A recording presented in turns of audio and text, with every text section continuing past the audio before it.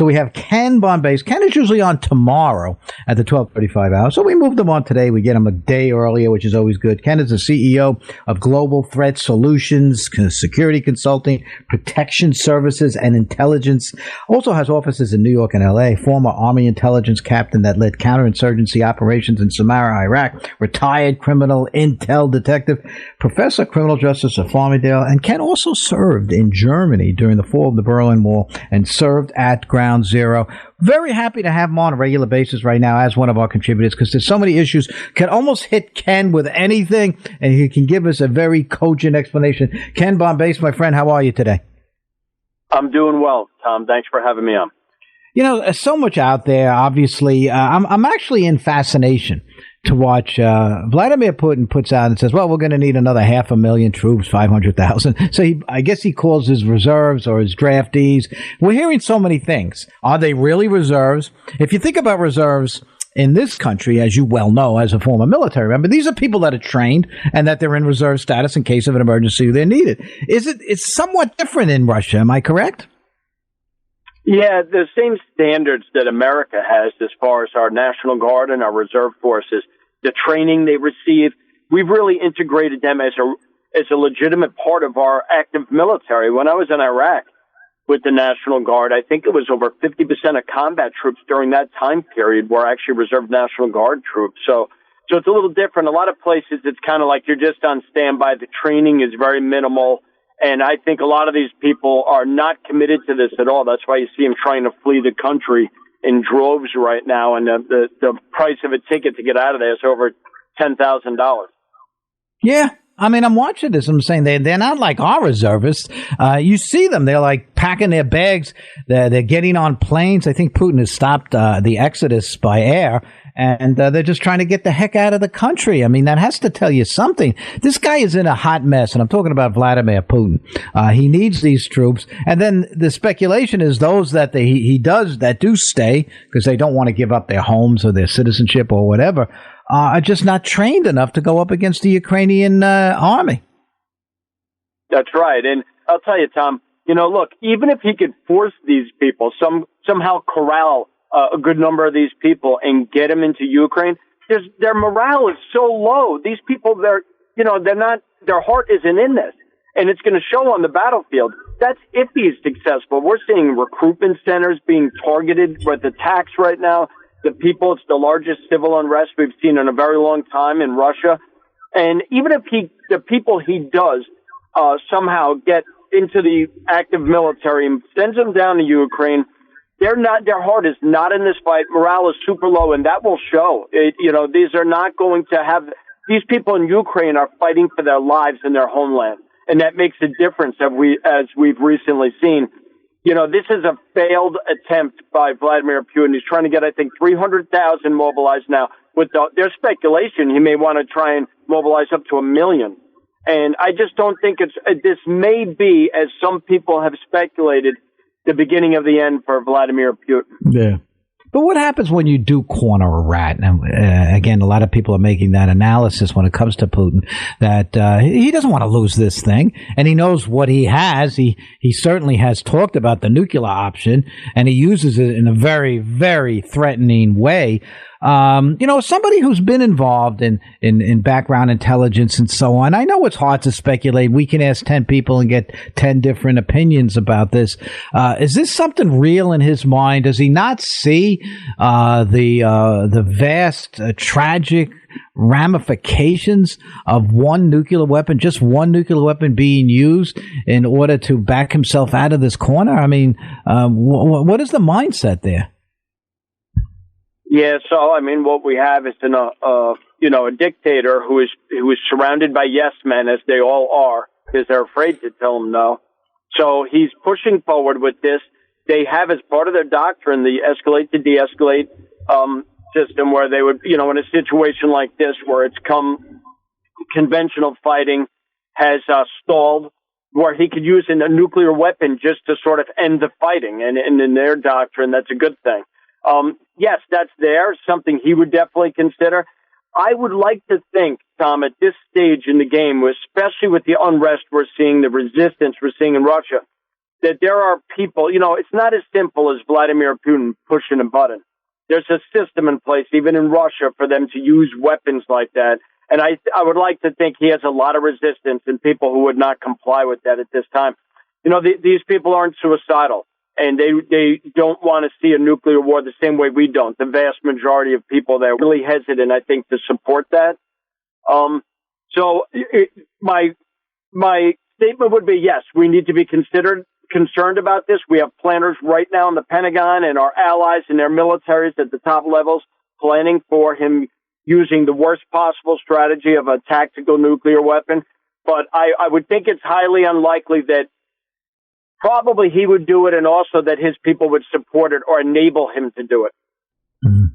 There's a lot of demonstrations going on in the major cities in Russia, and it's kind of interesting to watch that the fortitude and the bravery of hitting the streets to protest, because they don't have the same thing that we do when it comes to the writ of habeas corpus and putting people before the right of indictment, or how arrests are performed and so on. They'll do however they need to do to clean up their streets of these type of protesters.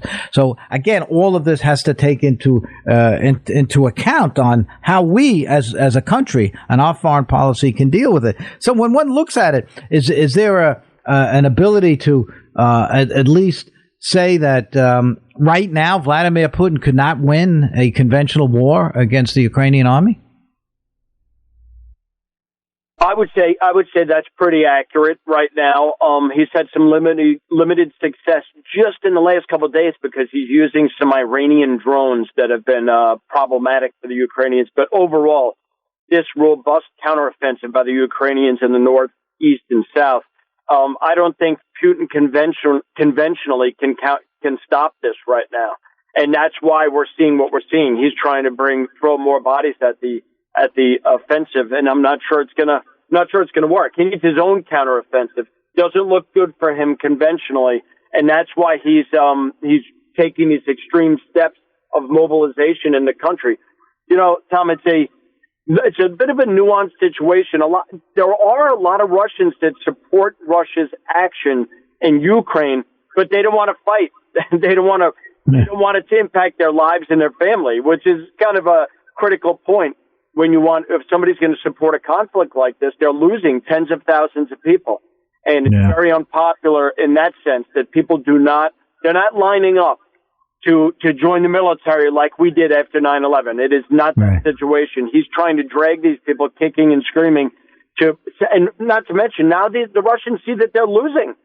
So I think that he's going to have even less support as we move forward because he's not even successful in this military offensive that he's launched in Ukraine. And how is the world going to view the referendums that are taking place in these eastern republics? I mean, it's already a fait accompli. It's just a bunch of nonsense. Yet, is it something that Putin feels he has to do, and does he really feel it's credible? Yeah, so here's what the thing is with these referendums. He knows that, too, and he knows no one's taking it seriously. However, what it gives Vladimir Putin, if these sham referendums go through, he could say, now Ukraine's attacking Russian land. And that gives him a greater capability to mobilize. In fact, he might be able to get a full mobilization based on that because he could say, now the tide has changed. Now they've actually attacked Russia, even though we all know it's a sham. Technically speaking, on his paperwork, it shows that those are now Russian territory, those locations, and he could then have a full mobilization, which would really give him a great deal of power. However, he's also seeing the political reality of that right now, which is tremendous resistance. One thing I'll mention on that referendums real quick is that I'm not sure a lot of people giving this attention is that one of the 5 locations they're doing this referendum is where that largest nuclear power plant in Europe is. So that could be another strategy of his to actually say, well, now that nuclear power plant is Russian.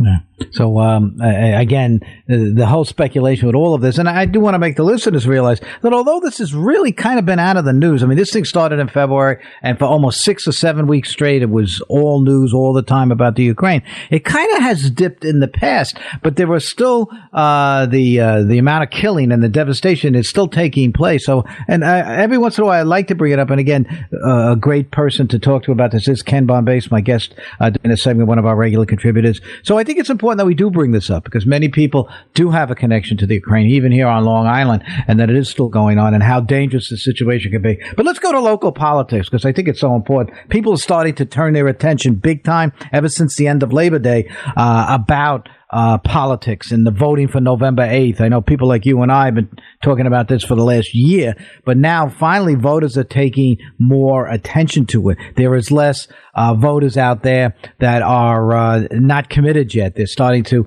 attach themselves to an ideology, a political party, a candidate, and so on.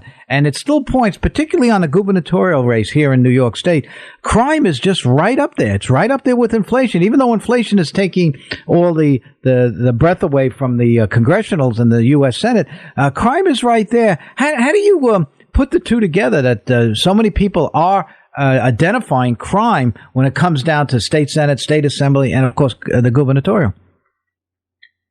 Yeah, so, I mean, it's crime is a big part of what we're going to see happen in this midterm election. And I'll tell you, it wasn't long ago, Tom, that Republicans were looking at possibly a big red wave because of crime, because of the economy.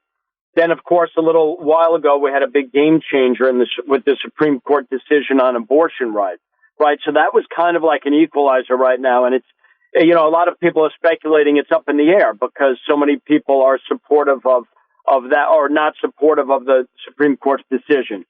So what I would say is that I still think right up at the top of the issues that Americans are really concerned with going into the midterms is crime. It has been sustained. It's been brutal. And quite frankly, it's been directly related to Democrat Party policies, such as bail reform, defunding the police, things of this nature. These activist DAs to put criminals in custody, to even charge them with serious crimes they commit. People are trying to empty prisons and jails. These policies are, like, you know, single-handedly related to the Democratic Party and their policies. And I think it's going to play a large role in what we see happen in the midterms. Yeah. One of the difficulties I've had from hosting the show day in and day out every day, love doing this, is trying to be as fair and balanced as possible and not to become a voice for, unfortunately, we only have two political parties, and it's been that way since the Federalists and the Anti-Federalists, when George Washington sat around his cabinet table and saw Alexander Hamilton and Thomas Jefferson screaming at one another. He started to realize that there was going to be political factions, and Washington always believed that shouldn't be the way it is, and that's a quick history lesson. So, hence, take us to the year 2022, and what do you have? Democrats and Republicans. But I never thought that in any sort of a discussion that we could be fair and balanced, that we can, but it's very difficult. And I'm saying it pains me all the time to try to give at least some credibility to Democratic policies when it comes to crime. And I try to come up with ways in which we could make rational thought when it comes to that. But I'm having a difficult time with that. So in the end, when we have to interpret this, does that mean when the people come down to common sense and say, yes, I want to go in to dinner with my wife or my husband and go into dinner in New York City, but I'm afraid to do so because of crime, that makes a person a very, very astute voter when it comes down to at least voting the political party that at least meets their needs. So I guess my question to you, or the thought is, do they not see that? Does Kathy Hochul not see that and has not come out in terms of we're going to fight crime and my administration if I'm reelected or if I'm elected governor in January? Why do they not see that? And what am I missing? Yeah, so I mean, I think it's indicative that they know that these policies are not good policies and have failed, because it seems as we get close to the midterms, all of a sudden we see a lot of Democratic politicians trying to have a tough on crime stance, including the president when he went on his speech tour. You know, yeah. I think that's kind of admitting they're like, well, look, the policies I've supported in the recent past obviously are not working. I better turn this around, at least in my rhetoric, or I'm not going to win this election. And Hochul, Governor Hochul, it's the same thing. She supported these policies at a minimum, did not oppose them under Governor Cuomo for all these years. To come out now and say you're the tough on crime governor is impossible. No one's believing that. And I think that's a big part of it, is because what is the credibility of believing those individuals who were the architect of a lot of this? And I said this on the show all week, that we saw last year what happened to Democratic politicians who had one thing to do with bail reform or one thing to do with any of the state policies towards liberalizing criminal justice policies that put more people out on the streets and putting the bad people out on the streets. People that were running for supervisor or people that were running for re-election for county legislature all lost their seats because they happened to have the D name. Now, you had said just a few minutes ago that it may not be so well defined because of the overturning of Roe v. Wade. But again, I wonder where it's going to take us and what the people are really feeling. What tends to supersede one or the other? And the only way that I would answer that question is that it may galvanize more Democrats to come out because they are concerned about the Roe v. Wade thing, as opposed to many of those Democrats staying home because they are concerned that crime and all of this is so rampant they don't want to be involved in this thing. Is there any way to look into the crystal ball and to come out with what may happen or what could happen? Well, I think it comes down to what really impacts people's lives, right? So, like, we all know there's like a saying that there are people who vote with their wallets, right? It's true. It really impacts your life. When you get into that voting booth, that's what matters. So, like, if, for instance, fuel costs and inflation, which people see is really hurting them, that matters. Crime. I'll tell you, one of the first times in my life, it really seems to have a widespread impact. There's a lot of people I know, they won't even go into New York City anymore, Tom, because of the crime. They definitely won't use the subway. These are things that have really impacted people's lives. Well, with that being said, I think the Roe v. Wade decision by the Supreme Court is a really bad timing for the Republicans. I think it was a poorly written law and it needed to be changed, but the majority of Americans agree with a woman's right to choose, at least even if with some with some limits, like the 15-week limits. Most people support that. So I think that too that's the wild card that's going to hurt Republicans. Other than that, I think it was a landslide in Congress and the Senate. But I think that Roe v. Wade decision's going to be the wild card that really could counter the momentum that Republicans had. I think it's going to be close it's going to be interesting as we get closer to see the polls. But as we both know in recent history, polls aren't always that accurate either. Yeah, so we're going to have to see. I just had Sheriff Errol Toulon on, and we were talking about the cyber situation, and we got about a minute or so left, Ken. Give us your analysis on that. Is this something, I find it amazing, and you would too, as a former member of the police department, that they're back to the old ways of writing the cards down on a 911 call and then handing them over to the dispatcher. You remember the old... it was almost like train tracks. They would send down the cards and so on. They're back to that again. How long do you think that's going to be?